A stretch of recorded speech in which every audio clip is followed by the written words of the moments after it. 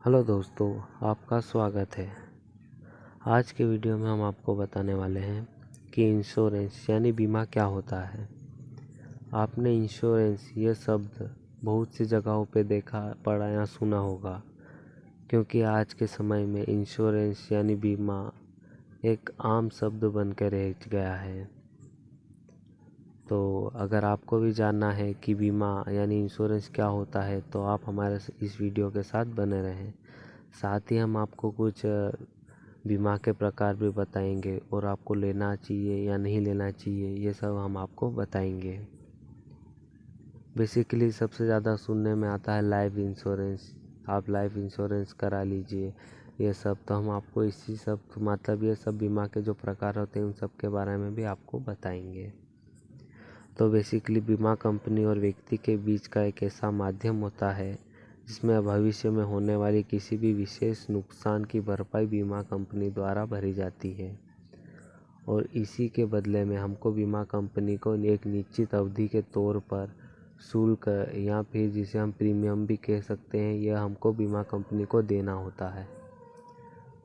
अगर आपको फिर भी समझ में नहीं आए तो मैं सिंपल शब्दों में आपको बताता हूँ कि अगर हम किसी बीमा कंपनी के साथ हमारा बीमा कराते हैं, मान लीजिए हमें हमारा कार का, बाइक का, हमारी गाड़ी का बीमा हमको कराना है, तो हम इस बीमा कराने के लिए हम बीमा कंपनी के पास गए और हमने वहाँ पर कॉन्ट्रैक्ट साइन कर लिया कि हमें हमारी गाड़ी पर बीमा कराना है।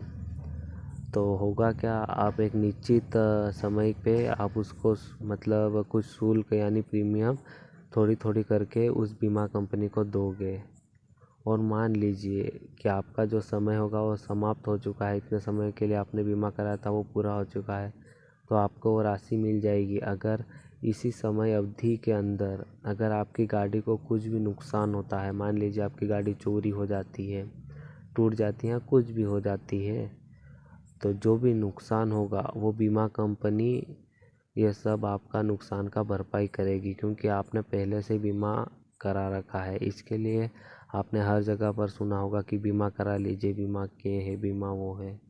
तो ये है बेसिकली बीमा, यही है कि जब भविष्य में हमारा कुछ भी हम जिसका बीमा कराते हैं उसका नुकसान हो जाता है, उसकी भरपाई के लिए बीमा कंपनी हमें पैसे देती है, यानी कि शुल्क प्रदान करती है।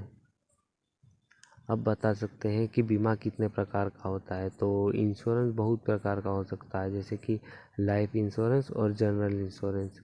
और आज के समय में तो बीमा बहुत प्रकार के निकल चुके हैं, जैसे बाइक, कार, होम, इस तरह के भी बहुत सारे इंश्योरेंस होते हैं।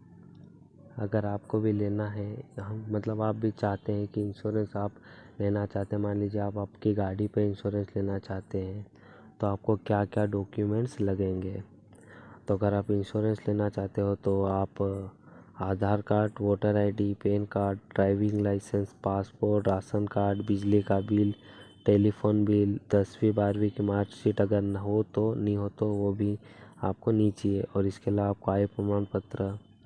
और आपको एक बात का भी ध्यान रखना है कि आप हर महीने जो खाती यानी कि प्रीमियम आप भरोगे, तो वो आपके साथ मतलब आपके पास कुछ आय का साधन होना चाहिए, मतलब आप जॉब कर सकते हो, आपका बिजनेस क्या है, ये सब आपको बताना होगा, और इसी के आधार पर आपको बीमा कराना होगा। ये सब आपको लगभग 3 से 6 महीने के अंदर आपको जो अर्निंग का जो बिल होता है, मतलब मान लीजिए स्लिप होती है, जैसे आप जॉब करते हैं तो आपके खाते में जो आपकी सैलरी आई है उसके जो स्लिप होती है वो आपको बीमा कंपनी को दिखाना होगा।